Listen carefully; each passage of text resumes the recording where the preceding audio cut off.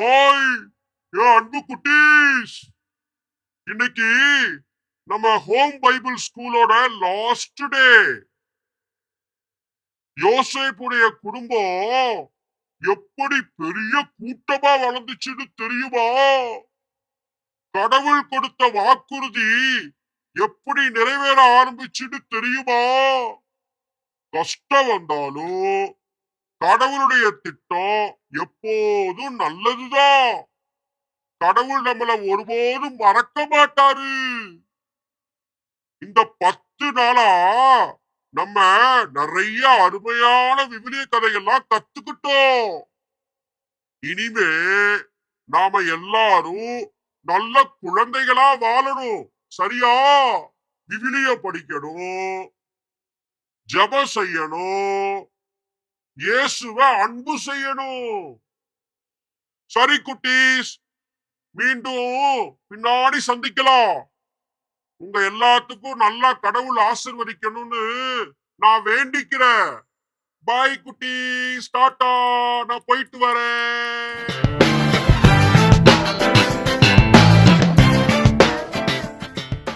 இஸ்ரேலின் பெருக்கம்.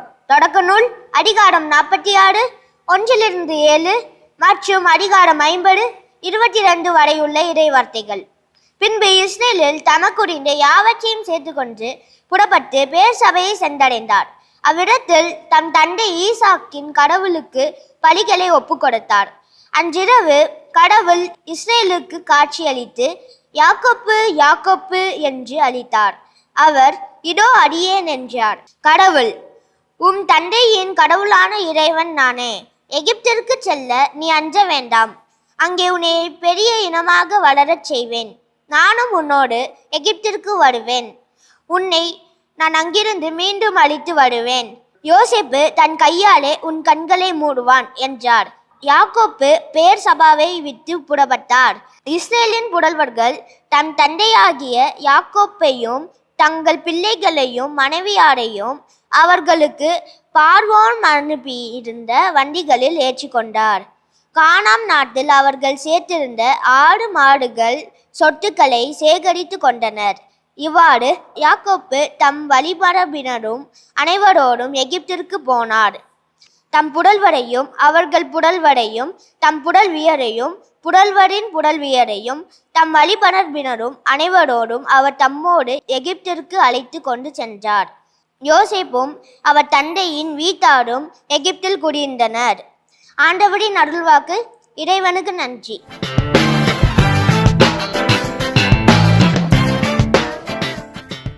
வாங்கப்பா, நல்லா இருக்கீங்களா? எல்லாரும் சந்தோஷமா இருக்கிறீங்களா? கதை கேட்க ஆர்வமா இருக்கிறீங்களா? சரி, இன்றைக்கு நம்ம இஸ்ரேல் பெருக்கம் அப்படின்ற தலைப்பை பற்றி ஒரு கதையா நம்ம படிக்க போறோம். சரிப்பா, இத்தனை நாள் உங்களுக்கு பைபிள்ல கதைகள் சொல்லி இருக்கிறேன்ல, விவிலியத்திலிருந்து. அந்த கதைகள்ல இருந்து சில கேள்வி நான் உங்களை கேட்கலாமா? கேட்கலாம். கடவுள் யாருக்கு இஸ்ரேல்னு பேர் கொடுத்தார்? யாக்கோப்புக்கு இஸ்ரேல் பேர் கொடுத்தார். அந்த இஸ்ரேலுக்கு எத்தனை பிள்ளைக? 12 பிள்ளைக. அந்த 12 பேர்ல யோசேப்பு யாரு? 11வது மகன். அந்த யோசேப்பு அவங்க அண்ணன் மாதிரி என்ன செஞ்சுட்டாங்க? அடிமையா வித்துட்டாங்க. எங்க நாட்டு இருக்காரு? எகிப்து. அப்ப நம்ம படிக்கும்போது அந்த யோசேப்பு ஆளுநர் ஆயிட்டார் இல்லையா? எந்த நாட்டுக்கு ஆளுநராக இருக்காரு? எகிப்து நாட்டுல கனவு கண்ட மாதிரி 7 வருஷங்கள்ல செழிப்பா இருந்துச்சு. அப்புறம் 7 வருஷம் பஞ்சம் ஆயிடுச்சு. அதே பஞ்சம் கானான் நாட்டுல வந்துச்சு. கானான் நாட்டுல தான் இஸ்ரேல் தன்னுடைய மனைவி மகங்க 10 பேரு, அவங்களுடைய 11 பேர் மகங்க, அவங்களுடைய மனைவிகள், அவங்களுடைய பிள்ளைகளோட வாழ்ந்துகிட்டு இருக்காரு. அங்கேயும் பஞ்சம் வந்துருச்சு. அப்போ உணவு வேணும்ல. அந்த உணவு எங்க கிடைக்குதுன்னு கேள்விப்பட்டாங்கன்னா எகிப்துல கிடைக்குது. கோதுமை நிறைய விற்கிறாங்க, பணம் கொண்டு போய் வாங்கிட்டு வரலாம் அப்படின்னு இவங்க அங்க போய் பார்த்தா 2 முறையாக 3 முறையாக உணவு வாங்க அங்க போனாங்க. சரியா? அங்க போய் பார்த்தா அங்க யாரு இருந்தது? இந்த கோதுமை கொடுத்துக்கிட்டு மக்களுக்கு உணவு கொடுக்குற பணியில உணவு கொடுத்து காப்பாத்துற வேலையில யோசேப்பு இருக்கிறார். ஏன்னா அங்கதானே அடிமையா விற்கப்பட்ட ஆளுநர் ஆனாரு. ஆனா யோசேப்பை இவங்க கண்டுபிடிக்க முடியல. ஆனா யோசேப்பு சகோதரர்களை கண்டுபிடிச்சிட்டார். ஏன்னா அவர் வந்து எகிப்திய பாணியில ட்ரெஸ் பண்ணி ஒரு ஆளுநனாக நல்ல ஆட அலங்காரத்தோடு கெத்தா அவர் இருக்கிறாரு. இவங்க ஆடு மாடு மேய்க்கிறவங்க தானே, அண்ணன்மாரெல்லாம் வந்துட்டாங்க, கண்டுபிடிச்சிட்டாரு. ஆனால் கண்டுபிடிச்சா அவங்கள தொல்லைப்படுத்தலை. ஏன்னா மூணாவது அவர் தன்னையே அந்த அண்ணன்மாருக்கு தன்னுடைய சகோதரர்களுக்கு வெளிப்படுத்துறார். எப்படி?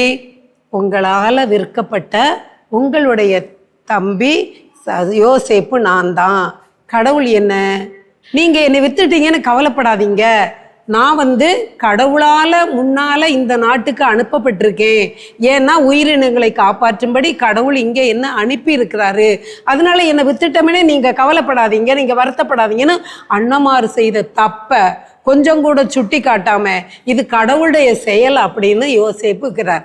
இப்படிலாம் சொல்லி அவங்க வந்த பிற்பாடு இந்த விஷயம் அந்த எகிப்து நாட்டு மன்னனுக்கு போகுது. யோசேப்புடைய சகோதரர்கள் வந்திருக்காங்க, அவங்க நாட்டில் பஞ்சமாம்னு. உடனே அரசன் சொல்றான், யோசேப்பு உங்க அப்பா அம்மா உங்க ஜனத்தை எல்லாம் உறவுகள் எல்லாம் இந்த நாட்டுக்கு வர சொல்லு, வந்து நல்ல செழிப்பான ஓசேன் பகுதியில் அவங்கெல்லாம் குடியேறட்டும், ஏன் அவங்க பஞ்சத்தால வாடணும் அப்படின்னு எகிப்திய மன்னன் இந்த இஸ்ரேலை அவருடைய மனைவி மக்கள் பிள்ளை பேர பிள்ளைக அவங்க வச்சிருந்த ஆடு மாடுகள் சொத்துக்களோட எங்க கூப்பிடுறாங்க? யாருனால அங்க போறாங்க இவங்கெல்லாம்? யோசேப்பால. யோசேப்பு ஆளுநர் இருந்ததுனால அவர் விற்கப்பட்டாலும் தன்னுடைய சகோதரர்களை மன்னிச்சு ஏத்துக்கிட்டாரு. அதை பற்றி சொல்லி காட்டவே இல்லை. கடவுள் தான் என்னை முன்னால அனுப்பியிருக்காரு, இந்த பாரவோனுக்கு கடவுள் விளக்கம் சொல்லி தானியங்களை சேர்த்து வச்சு பஞ்ச காலத்துல மக்களை காப்பாற்றும்படி கடவுள் தான் என்னை அனுப்பி வச்சிருக்காரு, நீங்க கவலைப்பட வேண்டாம்னு சொல்லியாச்சு. இந்த சங்கதி அரசனுக்கு தெரிஞ்சு அரசன் இவங்களை எல்லாரும் இஸ்ரேல் அவருடைய பிள்ளைகள் எல்லாத்தையுமா இங்க வந்து குடியிருக்க சொல்லி தன்னுடைய தேர்களை வண்டிகளை எல்லாம் அனுப்புறான். அப்ப அவங்க என்ன செய்யறாங்க? யாக்கோப்பு கடவுள்கிட்ட வேண்டுறாரு, ஆண்டவரே நான் எகிப்து அந்நிய நாட்டுக்கு போகலாமா? கடவுள் அவருக்கு பதில் கொடுக்கிறார் ஜெபத்துல, போலாம், நீ போ, இப்ப எப்படி போறியோ உன்னோட நான் வருவேன், திரும்பி அங்கேருந்து உன்னோட நான் அழிச்சுக்கிட்டு வந்து இந்த கானான் நாட்டில் உங்களை வாழ வைப்பேன் அப்படின்னு கடவுளை அனுமதி கொடுத்ததுனால யாக்கோப்பு குடும்பத்தோட எகிப்தில் போய் குடியேறாரு. அப்படி குடியேறினவங்க எத்தனை பேர்னா மொத்தம் 70 பேர் தான். 70 பேர் குடியேறினாலும் 430 ஆண்டுகள் அந்த நாட்டில் இருந்துட்டாங்க. யாரு? இந்த இஸ்ரேலினுடைய பிள்ளைகள். அந்த எகிப்து நாட்டில் குடியேறின இந்த மக்களுக்கு என்ன பேர்னா இஸ்ரேலர். ஏன்னா இஸ்ரேலின் வழிமரபு, யாக்கோப்பு இஸ்ரேல், இஸ்ரேலினுடைய வழிமரபு தான் அங்கே போய் குடியேறினாங்க. அங்கே வாழ்ந்தவங்க எகிப்தியர்கள், இங்கே பிழைக்க போனவங்க இஸ்ரேலர். இவங்க அங்கே 430 வருஷம் வாழ்ந்து என்ன பலுகி பெருகி நாடையே நிரப்புனாங்க. ரொம்ப வளர்ச்சி, பலுகி பெருகி போனாங்க. அதில் என்ன தலைப்பு நமக்கு இன்றைக்கு கதை? இஸ்ரேலின் பெருக்கம். யாரால இந்த மக்கள் வாழ்வு பெற்றாங்க? யோசேப்பால. அவருக்கு தீமை செய்தாலும் அவர் தன் குடும்பத்துக்கு என்ன செஞ்சாரு? நன்மை செய்கிறார். சரியா? அதே சமயத்துல இஸ்ரேல் பார்த்தீங்களா, அந்த அந்நிய நாட்டுக்கு நான் போகலாமான்னு யார்கிட்ட கேட்கிறாரு? ஆண்டவர்கிட்ட. எப்போதுமே நம்ம ஆண்டவரை நம்பி இருக்கணும், ஆண்டவர் துணைய வேண்டணும், அவர் வழி நடத்துற மாதிரி நம்ம நடக்கணும். 430 ஆண்டுகள் எகிப்தில் அந்த மக்கள் வாழ்ந்து பலுகி பெருகி குடியிருந்தாங்க, செழிப்புற்று வாழ்ந்தாங்க. சரியா? இதனால இந்த கதையிலிருந்து நம்ம என்ன அறிஞ்சுக்கிறோம்? கடவுளை நம்புறவங்களை அவர் கைவிடவே மாட்டார். இஸ்ரேல் கடவுளை நம்பியே வாழ்ந்தார்ல, அந்த இஸ்ரேலுடைய மக்கள்ல யோசேப்பு கடவுளை நம்பியே வாழ்ந்தார்ல, கைவிட்டிருக்காரா? அந்த யோசேப்பை பயன்படுத்தி இஸ்ரேலின் பிள்ளைகளை கடவுள் காப்பாற்றார். இதனால என்ன உரிமை கிடைச்சிருக்கு? அந்த இஸ்ரேல் வழி வந்த பிள்ளைகளா இஸ்ரேல் மக்கள். இந்த இஸ்ரேல் மக்களை கடவுள் தன் சொந்த மக்களாக ஏற்றுக்கொண்டார். சொந்த மக்களாக இஸ்ரேல் மக்களை கடவுள் தன்னுடைய சொந்த மக்களாக ஏற்றிருக்கார். இன்றைக்கு உலகத்துல எத்தனையோ மக்கள் இருக்காங்க, எல்லாத்தையும் கடவுள் தான் படைச்சார். ஆனா கிறிஸ்தவர்கள் என்று அழைக்கப்படுறவங்க யாரு? நம்ம தான். யாருடைய பேர் நமக்கு இருக்குது? கிறிஸ்து இயேசுவினுடைய பேர் நமக்கு இருக்குது. நம்முடைய யாருடைய பிள்ளைக? அப்ப இயேசு கிறிஸ்துவினுடைய பிள்ளைக. சரியா? நம்மளையும் கடவுள் ஆசீர்வதித்து வழி நடத்தி வருகிறார். சரி, இந்த கதை உங்களுக்கு பிடிச்சிருக்கா? இந்த கதையினால நாமும் கிறிஸ்தவர்கள், கடவுளுடைய பிள்ளைகள், இயேசு கிறிஸ்துவின் பிள்ளைகள் அப்படிங்கிற ஒரு உரிமையை, உறவை நம்ம வலுப்படுத்துவோமா நம்ம வாழ்க்கையில? அன்பான பிள்ளைகளே, நம்முடைய வேத நூலாகிய திருவிவிலியத்தில் இருந்து முதல் தொடக்க நூல் அது 50 அதிகாரங்களை கொண்டது. அதிலிருந்து 10 நாட்களாக 10 கதைகள் உங்களுக்கு நான் கற்றுக் கொடுத்திருக்கிறேன். இதை நீங்க மனசில் இருத்தணும். அந்த தொடக்க நூலை நீங்க வாசிக்க பழகணும். என்னப்பா, திருவிவிலியத்தை கையில் எடுத்து நம்ம படிச்சிருக்க கதைகள் மட்டும் இல்லை, இன்னும் இது மாதிரி கதைகள் நிறைய, அதில் கதைகள் இல்லை, ஆண்டவர் கொடுத்துருக்க வரலாற்று புத்தகம் நமக்கு, அதை நம்ம வாசிக்கணும். வாசிப்பீங்களா? விவிலியம் வாசிக்கிற பழக்கத்தை ஆரம்பிக்கலாமா? நம்ம புதிய ஏற்பாடு மட்டும் இது வரைக்கும் வாசித்திருப்பீங்க, பழைய ஏற்பாடும் வாசிக்க ஆரம்பிங்க. அதில் தான் தொடக்க நூல் இருக்கு. அதனால அந்த இறை வார்த்தையை வாசிக்கும் போது கடவுள் நம்மளோட பேசுறார், ஜெபிக்கும் போது நாம கடவுளோட பேசுறோம். அப்ப கடவுள் இறை வார்த்தை வழியாக நம்மளோட பேசுறார் என்ற உணர்வோடு ஒவ்வொரு நாளும் தொடக்க நூல்ல ஒவ்வொரு அதிகாரம் நீங்க வாசிங்க. அதனால நீங்க ஆண்டவரை மகிமைப்படுத்திங்க, ஆண்டவருக்கு புகழ்ச்சி செலுத்துவீங்க.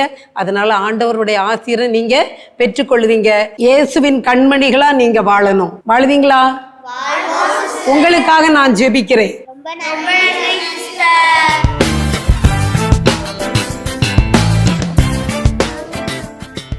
வெல்கம் டு HBS வீட்டில் விவிலிய பள்ளி. 10வது நாள், கடைசி நாள் இன்னைக்கு. ஸோ ரொம்ப இன்னைக்கு வருத்தமாக தான் இருக்கு. நம்மளுடைய எடுத்துவாசி, விவிலியத்தை எடுத்துவாசி அப்படின்ற போட்டி வந்து ஒரு முடிவுக்கு வருது அப்படின்னு சொல்லும்போது, பட் இருந்தாலும் உங்களுக்கெல்லாம் இறைவார்த்தையை கற்றுக் கொடுத்த அந்த ஒரு சந்தோஷத்தோடு நான் இங்கேருந்து விடை பெறுவேன்ட்டு நம்புகிறேன். அண்ட் உங்களுக்கான முதல் கேள்வி போலாமா? ரெடியா? லாஸ்ட் எபிசோடோட லாஸ்ட் வின்னர் யாருன்றது நம்ம தான் தெரிஞ்சுக்க போகிறோம். ரெடியா? ஸோ உங்களுக்கான முதல் கேள்வி, என்ன ஒரு ஆர்வம். மத்தேயு 9 இறைவார்த்தை 2. இருப்பா அவர் புரட்டி தருவார்ப்பா. மத்தேயு 9 இறைவார்த்தை 2. அப்பொழுது சிலர் ஒருவரை கட்டிலில் கிடத்தி அவரிடம் கொண்டு வந்தனர். வெரி குட், சரியான பதில், வாழ்த்துக்கள். கிட்ட நெருங்கிட்டீங்க, பட் மிஸ் ஆயிடுச்சுல. கண்டிப்பா இதுதான் ஸ்பிரிட்.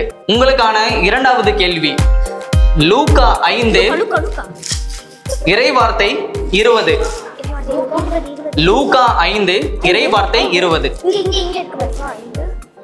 அவர்களுடைய நம்பிக்கையை கண்ட இயேசு அந்த ஆளை பார்த்து, உன் பாவங்கள் மன்னிக்கப்பட்டன என்றார். சூப்பர், வெரி குட், சரியான பதில். பார்த்தல, சொன்ன உடனே விட்டதை பிடிச்சாங்க பாரு. சோ உங்களுக்கான மூன்றாவது கேள்வி, மார்க் 2 இறைவார்த்தை வார்த்தை அதோ வருது. இறைவார்த்தை 8. உடனே அவர்கள் தமக்குள் இவ்வாறு எண்ணுவதை இயேசு தம்முள் உணர்ந்து அவர்களை நோக்கி, உங்கள் உள்ளங்களில் இவ்வாறு எண்ணுவது ஏன்? சூப்பர், சரியான பதில், வாழ்த்துக்கள்.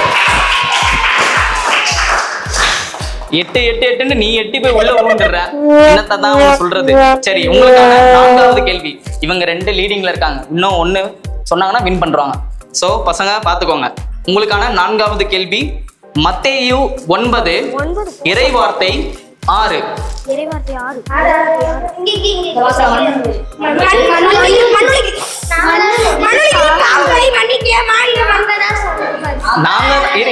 இரு தம்பி, இருக்கல நடுவர். நாங்க தான் சொன்னோன்றது ஆன்சர் இல்ல, நீ எடுத்துட்ட. மண்ணுலகில் சொல்லிட்டு நாங்க தான் ஆன்சர்னா அது எப்படி ஏற்கப்படும்? அவன் பாருங்க, மண்ணுலகில் சொல்லிட்டு அடுத்த வார்த்தை சொல்ல போயிட்டாரு. அப்ப மதி கூட இல்ல. மகனுக்கு அதிகாரம் உண்டு என்பதை நீங்கள் வெரி குட், சரியான பதில். சோ இப்போ 2 பேருமே 2 கேள்விகளுக்கு சரியான பதில் சொல்லியிருக்கீங்க. டை பிரேக்கர் கொஸ்டின், உங்களுக்கான 5வது கேள்வி. ரெடியா இருக்கீங்களா? ஸோ கடைசி எபிசோடோட வெற்றியாளர் யார் அப்படின்றது இந்த கேள்வியில தான் அடங்கியிருக்கு. பயமா இருக்கோ? கொஞ்சம் ஓவரா பில்டப் கொடுத்துடணும், அவ்வளோலாம் இல்லை, சில்டா. ஓகே, தோத்துருவோமா? இவனை கூட சேர்க்காத அடுத்த வாட்டி. ஸோ உங்களுக்கான கடைசி கேள்வி, மார்க் 2 இறைவார்த்தை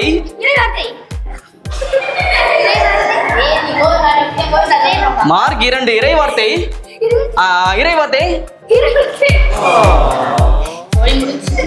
சோலி முடிச்சான். இறைவார்த்தை 11. நான் உனக்கு சொல்கிறேன். Very good. வாழ்த்துக்கள், சரியான விடை. நான் உனக்கு சொல்கிறேன், நீ எழுந்து உன்னுடைய படுக்கையை எடுத்துக்கொண்டு உனது வீட்டுக்கு போ என்றார். சூப்பர், சரியான விடை. நம்மளுடைய கடைசி எபிசோடோட கடைசி வின்னர் அண்ட் சூப்பரா நீங்க விளையாடுனீங்க. 2 பேரோட எனர்ஜி லெவல் வந்து சீரியஸா சொல்றேன், இத்தனை நாள் நம்ம விளையாடுனதுல இந்த 10வது நாள் வந்து ரொம்ப ஸ்பெஷலா இருந்துச்சு. ஏன்னா அந்த அளவுக்கு ஈடுபாடோட நீங்க விளையாடுனீங்க. நேயர்களே, இந்த நிகழ்ச்சியை பார்த்து நீங்களும் கண்டு மகிழ்ந்திருப்பீங்கன்னு நான் நம்புறேன். மீண்டும் மற்றொரு நிகழ்ச்சியில் உங்களை சந்திக்கிறோம்.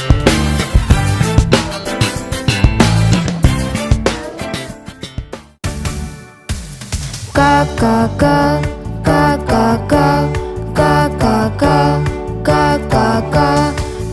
ஒன்று பறந்து பறந்து போனது. காக்கா காடு மழை தாண்டி பறந்து போனது. காக்கா ஒன்று பறந்து பறந்து போனது. காடு மழை தாண்டி பறந்து போனது.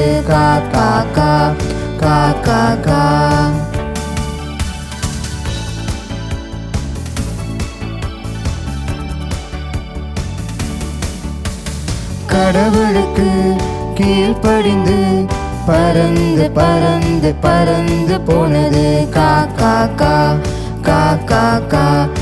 எளியாவுக்கு உணவளிக்க பறந்து பறந்து பறந்து போனது. காக்கா ஒன்று பறந்து பறந்து போனது. காடுமலை தாண்டி பறந்து போனது.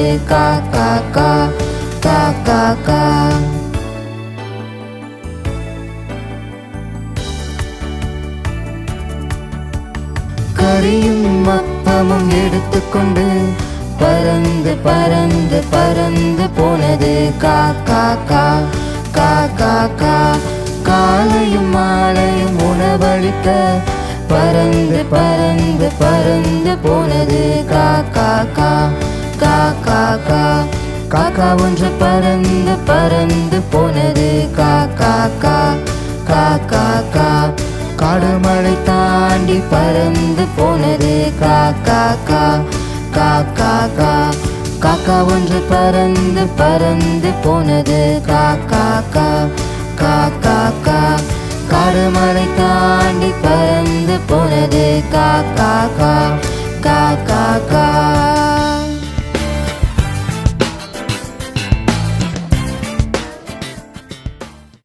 அன்பு இயேசுவே, இந்த அழகான வீட்டில் விவிலிய பள்ளி நிகழ்ச்சிக்கு நன்றி.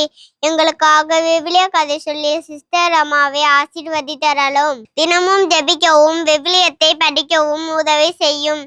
எங்களை உமது அன்பில் வைத்து காத்தரலும். ஆமென். ஹலோ குட்டீஸ், நம்ம ஹோம் பைபிள் ஸ்கூல் பயணம் இன்னையோட முடிய போகுது. இந்த 10 நாட்களா அழகழகா விவிலிய கதைகள்லாம் கேட்டீங்களா? கத்துக்கிட்டீங்க இல்லையா? இனிமே நான் சொல்றது ஒண்ணு கேட்பீங்களா? தொடக்கத்துல சொன்னதுதான். தினமும் பைபிள் வாசிக்கணும், குடும்பமா சேர்ந்து ஜெபம் செய்யணும், அப்புறம் நல்ல குழந்தைகளா இருக்கணும், இயேசுவ அன்பு செய்யணும். சரியா? அப்பதான் இயேசு உங்களை ஆசீர்வதிப்பாரு, நல்லா படிக்கிறதுக்கு ஞானத்தை கொடுப்பாரு. சரி, அப்படியே என்ன மறந்துடாதீங்க. எனக்காகவும் ஜெபம் செய்யுங்க. ஓகேவா? நான் மறுபடியும் அடுத்த வருஷம் உங்களை வந்து பாக்குறேன். நான் உங்கள்ட்ட இருந்து போயிட்டு வரேன். டாடா, பை.